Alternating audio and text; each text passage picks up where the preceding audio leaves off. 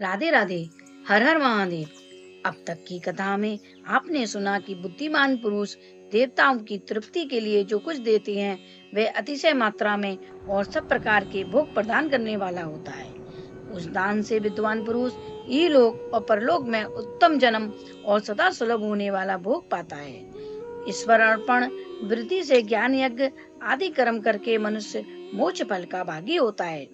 ऋषियों ने कहा, साधु शिरोमणे, अब आप पार्थिव मूर्ति की पूजा का विधान बताइए जिससे सभी अभिष्ट वस्तुओं की प्राप्ति होती है। सूत जी बोले, महर्षियों, तुम लोगों ने बहुत उत्तम बात पूछी है। पार्थिव मूर्ति की पूजा हमेशा सभी संपूर्ण मनोरथों को देने वाली है तथा दुख को तुरंत दूर करने वाली है। मैं उसका वर्णन करता हूँ, तुम लोग उसको ध्यान देकर सुनो। पृथ्वी आदि की बनी हुई देव प्रतिमाओं की पूजा इस जमीन पर अविष्ट फलदायक मानी गई है। निश्चय ही इसमें पुरुषों का और स्त्रियों का भी अधिकार है। नदी, पोखरे अथवा कुएं में प्रवेश करके पानी के भीतर से मिट्टी ले आएं, फिर गंध चूर्ण के द्वारा उसका संशोधन करें और शुद्ध मंडप में रखकर उसे महीन पीसें और फिर उसे सानें। इसके बाद हाथ से मूर्ति बनाएं और दूध से उसका सुंदर संस्कार करें। उस मूर्ति में अंग प्रत्यंग अच्छी तरह प्रकट हो तथा वह सब प्रकार के अस्त्र शस्त्रों से संपन्न बनाई गई हो। इसके बाद उसे पद्मासन पर बैठाकर आदर पूर्वक उसका पूजन करें। गणेश, सूर्य, विष्णु, दुर्गा और शिव की प्रतिमा का, शिव का और शिवलिंग का द्विज को हमेशा पूजन करना चाहिए। षोडोपचार पूजन जनित फल की सिद्धि के लिए 16 उपचारों द्वारा पूजा करना चाहिए। पुष्प से प्रोषण और मंत्र पूर्वक अभिषेक करें। अगहनी के चावल से नैवेद्य तैयार करें। सारा नैवेद्य एक लगभग पाव भर होना चाहिए। घर में पवित्र पूजन के लिए एक पाव और बाहर किसी मनुष्य द्वारा स्थापित शिवलिंग के पूजन के लिए एक शेर भर नैवेद्य तैयार करें। देवताओं द्वारा स्थापित शिवलिंग के लिए 3 शेर नैवेद्य अर्पित करना जरूरी है और स्वयं प्रकट हुए स्वयंभू लिंग के लिए 5 शेर। ऐसा करने पर पूर्ण फल की प्राप्ति समझनी चाहिए। इस प्रकार सहस्त्र बार पूजा करने से द्विज सत्य लोक को प्राप्त कर लेता है। 12 अंगुल चौड़ा, इससे दूना और 1 अंगुल अधिक अर्थात 25 अंगुल लंबा तथा 15 अंगुल चौड़ा जो लोहे या लकड़ी का बना हुआ पात्र होता है उसे विद्वान पुरुष शिव कहते हैं। उसका 8वां भाग प्रशस्त कहलाता है जो 4 पाव के बराबर माना गया है। मनुष्य द्वारा स्थापित शिवलिंग के लिए 10 प्रशस्त, ऋषियों द्वारा स्थापित शिवलिंग के लिए 100 प्रशस्त और संविभू शिवलिंग के लिए 1000 प्रशस्त नैवेद्य चढ़ाए जाए तथा जल, तेल आदि एवं गंध द्रव्यों की भी यथा योग्य मात्रा रखी जाए।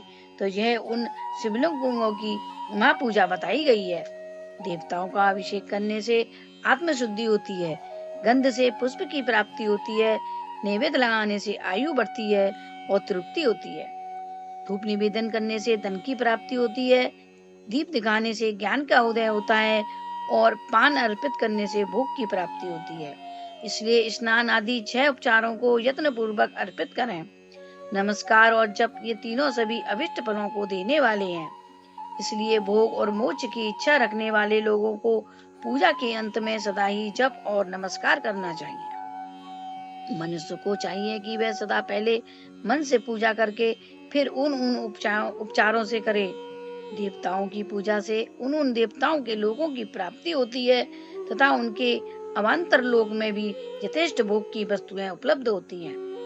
अब मैं देव पूजा से प्राप्त होने वाले विशेष फलों का वर्णन करता हूँ, जो तुम लोग श्रद्धा पूर्वक सुनो। विघ्नराज गणेश की पूजा से भूलोक में उत्तम अभिष्ट वस्तु की प्राप्ति होती है। शुक्रवार को श्रावण और भादो महीने के शुक्ल पक्ष की चतुर्थी को और पौष मास में सतविसा नक्षत्र के आने पर विधि पूर्वक गणेश जी की पूजा करनी चाहिए। 100 या 1000 दिनों में 100 या 1000 बार पूजा करें। देवताओं और अग्नि में श्रद्धा रखते हुए किए जाने वाला उनका नित्य पूजन मनुष्यों को पुत्र एवं अभिष्ट वस्तु प्रदान करता है। वह सभी पापों का समन तथा भिन्न भिन्न दुष्कर्मों का विनाश करने वाला है। विभिन्न बारों में की हुई शिव आदि की पूजा को आत्म शुद्धि प्रदान करने वाली समझना चाहिए। बार या दिन, तिथि, नक्षत्र और योगों का आधार है, सभी कामनाओं का देने वाला है और उसमें वृद्धि और क्षय नहीं होता, इसलिए उसमें पूर्ण ब्रह्म स्वरूप मानना चाहिए। सूर्य के उदय होने से लेकर अगले सूर्य उदय होने तक एक बार की स्थिति मानी गई है, जो ब्राह्मण आदि सभी जाति के लोगों के कर्मों का आधार है। भेद तिथि के पूर्व भाग में की हुई देव पूजा मनुष्यों को पूरा भोग प्रदान करने वाली होती है। यदि दोपहर के बाद तिथि का आरंभ होता है, तो रात्रि में रहने वाली तिथि का पूर्व भाग पितरों के श्राद्ध आदि कर्म के लिए उत्तम बताया गया है। ऐसी तिथि का परभाग ही दिन से युक्त होता है, अतः वही देव कर्म के लिए प्रशस्त माना गया है। यदि दोपहर तक तिथि रहे तो उदय व्यापनी तिथि को ही देव कार्य में ग्रहण करना चाहिए। इसी तरह शुभ तिथि एवं नक्षत्र आदि ही देव कार्य में माने जाते हैं। बार आदि का भली भांति विचार करके पूजा और जप तप आदि करना चाहिए। वेदों में पूजा शब्द के अर्थ की इस प्रकार योजना की गई है। पूजार्थ अनेन इति पूजा, ये पूजा शब्द की व्युत्पत्ति है। प्र का अर्थ है भोग और फल की सिद्धि। वह जिस कर्म से संपन्न होती है उसका नाम पूजा है। मन की इच्छा के अनुसार वस्तु तथा ज्ञान ये ही अभिष्ट वस्तुएं हैं। सकाम वाले को अभिष्ट योग अपेक्षित होता है और निष्काम भाव वाले को अर्थ अर्थ पारमार्थिक ज्ञान, ये दोनों ही पूजा शब्द के अर्थ हैं। इनकी योजना करने से ही पूजा शब्द की सार्थकता है। इस प्रकार लोक और वेद में पूजा शब्द का अर्थ विख्यात है। नित्य और नैमित्तिक कर्म कालांतर में फल देते हैं, किंतु काम्य कर्म का यदि भली भांति अनुष्ठान हुआ हो तो वह तत्काल फल देता है। प्रतिदिन एक पक्ष, एक मास और एक वर्ष तक लगातार पूजन करने से उन कर्मों के फल की प्राप्ति होती है और उनसे वैसे ही पापों का क्षय होता है। प्रत्येक महीने के कृष्ण पक्ष की चतुर्थी तिथि को हुई महागणपति की पूजा एक पक्ष के पापों का नाश करने वाली और एक पक्ष का उत्तम भोग रूपी फल देने वाली होती है। चैत मास में चतुर्थी को हुई पूजा एक महीने तक किए गए पूजन का फल देने वाली होती है और जब सूर्य सिंह राशि पर स्थित हो उस समय भादो मास की चतुर्थी की भी गणेश जी की पूजा एक वर्ष तक मनोवांछित फल प्रदान करने वाली होती है। श्रावण मास के रविवार को हस्त नक्षत्र से युक्त सप्तमी तिथि को तथा माघ शुक्ला सप्तमी को भगवान सूर्य को पूजन करना चाहिए। ज्येष्ठ तथा भादो मास के बुधवार को श्रावण नक्षत्र से युक्त द्वादशी तिथि को तथा केवल द्वादशी को भी किया गया भगवान विष्णु का पूजन अभिष्ट संपत्ति को देने वाला माना गया है। श्रावण मास में की जाने वाली श्री हरि की पूजा अभिष्ट मनोरथों और आरोग्य प्रदान करने वाली होती है। अंगों एवं उपकरणों सहित पूर्वोक्त गौ आदि 12 वस्तुओं का दान करने से जिस फल की प्राप्ति होती है उसी को द्वादशी तिथि में आराधना द्वारा श्री विष्णु की तृप्ति करके मनुष्य प्राप्त कर लेता है। जो द्वादशी तिथि को भगवान विष्णु के 12 नामों द्वारा ब्राह्मणों का षोडोपचार पूजन करता है वह उनकी प्रसन्नता प्राप्त कर लेता है। इसी प्रकार संपूर्ण देवताओं के विभिन्न 12 नामों द्वारा किया हुआ 12 ब्राह्मणों का पूजन उन देवताओं को प्रसन्न करने वाला होता है। कर्क की संक्रांति से युक्त श्रावण मास में नवमी तिथि को मृगशिरा नक्षत्र के योग में अंबिका का पूजन करें। वे संपूर्ण मनोवांछित भागों और फलों को देने वाली है। ऐश्वर्य की इच्छा रखने वाले पुरुष को उस दिन अवश्य उनकी पूजा करनी चाहिए। अश्विनी मास के शुक्ल पक्ष की नवमी तिथि संपूर्ण अभिष्ट फलों को देने वाली है। उसी मास के कृष्ण पक्ष की चतुर्दशी को यदि रविवार हो तो उस दिन का महत्व विशेष बढ़ जाता है।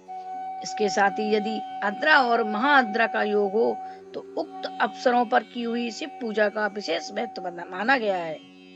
माघ कृष्णा चतुर्दशी को की हुई शिव जी की पूजा सभी अभिष्ट फलों को देने वाली है। वह मनुष्यों की आयु बढ़ाती है, मृत्यु कष्टों को दूर हटाती और सभी सिद्धियों की प्राप्ति कराती है। ज्येष्ठ मास में चतुर्दशी को यदि महाआद्रा का योग हो अथवा मार्ग शीर्ष मास में किसी भी तिथि को यदि आद्रा नक्षत्र हो तो उस अवसर पर विभिन्न वस्तुओं की बनी हुई मूर्ति के रूप में शिव जी की जो 16 उपचारों से पूजा करता है उस पुण्यात्मा के चरणों का दर्शन करना चाहिए। भगवान शिव की पूजा मनुष्यों को भोग और मोक्ष देने वाली है। कार्तिक मास में प्रत्येक बार और तिथि को महादेव जी की पूजा का विशेष महत्व है। कार्तिक मास आने पर विद्वान पुरुष दान, तप, होम, जप और नियम आदि के द्वारा सभी देवताओं का षोडोपचार से पूजन करें। उस पूजन में देव प्रतिमा, ब्राह्मण तथा मंत्रों का उपयोग आवश्यक है। ब्राह्मणों को भोजन कराने से भी वह पूजन कर्म संपन्न होता है। पूजा करने वाले को चाहिए कि वह कामनाओं को त्याग कर शांत हो देव आराधना में लगा रहे। कार्तिक मास में देवताओं का यजन पूजन सभी भोगों को देने वाला, व्याधियों को हर लेने वाला तथा भूतों और ग्रहों का विनाश करने वाला है। कार्तिक मास के रविवार को भगवान सूर्य की पूजा करने और तेल तथा सूती वस्त्र देने से मनुष्यों के कोढ़ आदि रोगों का नाश होता है। हरे, काली मिर्च, वस्त्र और खीरा आदि का दान और ब्राह्मणों की प्रतिष्ठा करने से क्षय के रोग का नाश होता है। दीप और सरसों के दान से मिर्गी का रोग मिट जाता है। कृतिका नक्षत्र से युक्त सोमवारों को किया हुआ शिव जी का पूजन मनुष्यों की बड़ी से बड़ी गरीबी को मिटाने वाला और सभी संपत्तियों को देने वाला है। घर की आवश्यक सामग्रियों के साथ गृह और क्षेत्र आदि का दान करने से भी उक्त फल की प्राप्ति होती है। कृतिका युक्त मंगलवारों को श्री स्कंद पूजन करने से तथा दीपक एवं घंटा आदि का दान देने से मनुष्यों को शीघ्र ही वाक सिद्धि प्राप्त हो जाती है और उनके मुंह से निकली हुई हर बात सत्य होती है। कृतिका युक्त बुधवारों को किया हुआ श्री विष्णु जी का यजन तथा दही भात का दान मनुष्यों के उत्तम संतान की प्राप्ति कराने वाला होता है। कृतिका युक्त गुरुवारों को धन से ब्रह्मा जी का पूजन तथा मधु, सोना और घी का दान करने से मनुष्यों के भोग और वैभव की वृद्धि होती है। कृतिका युक्त शुक्रवारों को गजानन गणेश जी की पूजा करने से तथा गंध, पुष्प एवं अन्न का दान देने से मानवों के भोग्य पदार्थों की वृद्धि होती है। उस दिन सोना, चांदी आदि का दान करने से जिसके बच्चे नहीं हुए उसे भी उत्तम पुत्र की प्राप्ति होती है। कृतिका युक्त शनिवारों को दिक्पालों की वंदना, दिग्गजों, नागों और सेतुपालों का पूजन, त्रिनेत्रधारी रुद्र, पापहारी विष्णु तथा ज्ञानदाता ब्रह्मा का आराधना और धन्वंतरी एवं दोनों अश्विनी कुमारों का पूजन करने से रोग, मृत्यु एवं अकाल मृत्यु का निवारण होता है तथा तत्कालिक व्याधियों की शांति हो जाती है। नमक, लोहा, तेल और उड़द आदि त्रिकुट, जिसमें सौंठ, पीपल और गोला मिर्च, इसके बाद फल, गंध और जल आदि का तथा घी आदि द्रव्य पदार्थों का और सोने, मोती आदि कठोर वस्तुओं का भी दान देने से स्वर्गलोक की प्राप्ति होती है। इनमें से नमक आदि का मान कम से कम 1 शेर होना चाहिए और सोने आदि का मान कम से कम 1 पल। धन की संक्रांति से युक्त पौष मास में उषा काल में शिव आदि सकर्म देवताओं की पूजा सभी सिद्धियों को देने वाली है। इस पूजा में अघेनी के चावल से तैयार किए गए भविष्य का नैवेद्य उत्तम बताया गया है। पौष मास में अनेक प्रकार के अन्न का नैवेद्य विशेष रूप में रखता है। मार्गशीर्ष मास में केवल अन्न का दान करने वाले मनुष्यों को ही संपूर्ण अभिष्ट फलों की प्राप्ति हो जाती है। मार्गशीर्ष मास में अन्न का दान करने वाले मनुष्यों के सारे पाप नष्ट हो जाते हैं।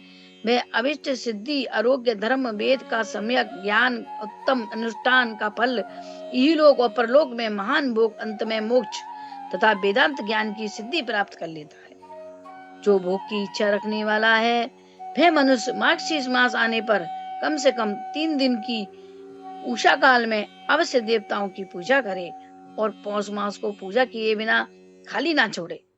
उषा काल से लेकर संगम काल तक ही पौष मास में पूजा का विशेष महत्व बताया गया है। पौष मास में पूरे महीने भर जितेंद्रिय और निराहार रहकर मनुष्य सुबह से मध्य काल तक वेद माता गायत्री का जप करे। इसके बाद रात को सोने के समय तक पंचाक्षर आदि मंत्रों का जप करे। ऐसा करने वाला ब्राह्मण ज्ञान पाकर शरीर छूटने के बाद मोक्ष प्राप्त कर लेता है। ब्राह्मण नर और नारियों को त्रिकाल स्नान और पंचाक्षर मंत्र के ही निरंतर जप से विशुद्ध ज्ञान प्राप्त हो जाता है। इन मंत्रों का सदा ही जप करने से बड़े से बड़े पापों का भी नाश हो जाता है। सारा चराचर जगत बिंदु नाद स्वरूप है, बिंदु शक्ति है और नाद शिव, इस तरह ये जगत शिव शक्ति स्वरूप ही है। नाद बिंदु का और बिंदु इस जगत का आधार है। ये बिंदु और नाद अर्थात शक्ति और शिव सभी जगत के आधार स्वरूप में स्थित है। बिंदु और नाद से युक्त सब कुछ शिव स्वरूप है, क्योंकि वही सबका आदर है, वही सबका आधार है। आधार में ही अज्ञेय का समावेश अथवा विलय होता है। यही सकलीकरण है। इस सकलीकरण की स्थिति से ही सृष्टि काल में जगत का प्रादुर्भाव होता है, इसमें संशय नहीं है। शिवलिंग बिंदु नाद स्वरूप है, इसलिए उसे संसार का कारण बताया गया है। बिंदु देव है और नाद शिव, इन दोनों का संयुक्त रूप ही शिवलिंग कहलाता है। अतः जन्म के संकर से छुटकारा पाने के लिए शिवलिंग की पूजा करनी चाहिए। बिंदु रूपा देवी उमा माता है और नाद स्वरूप भगवान शिव पिता। इन माता पिता के पूजित होने से परमानंद की प्राप्ति होती है। इसलिए परमानंद का लाभ लेने के लिए शिवलिंग का विशेष रूप से पूजन करें। देवी उमा जगत की माताएं और भगवान शिव जगत के पिता। जो भी इनकी सेवा करता है उसे पुत्र पर इन दोनों माता पिता की कृपा हमेशा बढ़ती रहती है। वे पूजा करने वाले पर कृपा करके उसे अपना आंतरिक ऐश्वर्य दे देते हैं। अतः मुनीश्वरों, आंतरिक आनंद की प्राप्ति के लिए शिवलिंग को माता पिता का स्वरूप मानकर उनकी पूजा करनी चाहिए। शिव पुरुष रूप है और शिवा अथवा शक्ति प्रकृति कहलाती है। अव्यक्त आंतरिक अधिष्ठान स्वरूप गर्भ को पुरुष कहते हैं और संयुक्त रूप आंतरिक अधिष्ठान भूत गर्भ को प्रकृति। पुरुष आदि गर्भ है, वह प्रकृति रूप गर्भ से युक्त होने के कारण गर्भवान है, क्योंकि वही प्रकृति का जनक है। प्रकृति में जो पुरुष का संयोग होता है, यही पुरुष से उसका प्रथम जन्म कहलाता है। अव्यक्त प्रकृति से महत्व आदि के क्रम से जो जगत का व्यक्त होना है, यही उस प्रकृति का द्वितीय जन्म कहलाता है। जीव पुरुष से ही बराबर जन्म और मृत्यु को प्राप्त होता है। माया द्वारा अन्य रूप से प्रकट किया जाना ही उसका जन्म कहलाता है। जीव का शरीर जन्म काल से ही जीर्ण होने लगता है, इसलिए उसे जीव संज्ञा दी गई है। जो जन्म लेता और विविध पाशों द्वारा बंधन में पड़ता है, उसका नाम जीव है। जन्म और बंधन जीव शब्द का अर्थ ही है। अतः जन्म मृत्यु रूपी बंधन की निवृत्ति के लिए जन्म के अधिष्ठान भूत मातृ पितृ स्वरूप शिवलिंग का पूजन करना चाहिए। गाय का दूध, गाय का दही और गाय का घी, इन तीनों को पूजा के लिए शहद और शक्कर के साथ अलग अलग भी रखें और इन सबको मिलाकर सम्मिलित रूप से पंचामृत भी तैयार कर लें। इनके द्वारा शिवलिंग का अभिषेक एवं स्नान कराएं। फिर गाय के दूध और अन्न के मेल से नैवेद्य तैयार करके प्रणव मंत्र के उच्चारण पूर्वक उसे भगवान शिव को अर्पित करें। संपूर्ण प्रणव को हवनिष्ठ कहते हैं। यह भूतनिष्ठ नाद स्वरूप होने के कारण नादलिंग कहा गया है।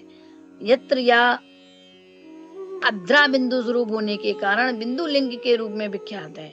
उसमें अचल रूप से प्रतिष्ठित जो शिवलिंग है वह मकार स्वरूप है, इसलिए मकार लिंग कहलाता है। सवारी निकालने आदि के लिए जो चरलिंग होता है वह उकार स्वरूप होने से उकार लिंग कहा गया है। तथा पूजा की दीक्षा देने वाले जो गुरु या आचार्य हैं, उनका विग्रह आकार का प्रतीक होने से अकार लिंग माना गया है। इस प्रकार अकार, उकार, मकार, बिंदु, नाद और ध्वनि के रूप में लिंग के 6 भेद हैं। इन 6 लिंगों की नित्य पूजा करने से साधक मोक्ष को प्राप्त करता है, इसमें संशय नहीं है। आपको मेरी वीडियो अच्छी लगे तो प्लीज मेरे चैनल को लाइक और सब्सक्राइब अवश्य करें। राधे राधे, हर हर महादेव।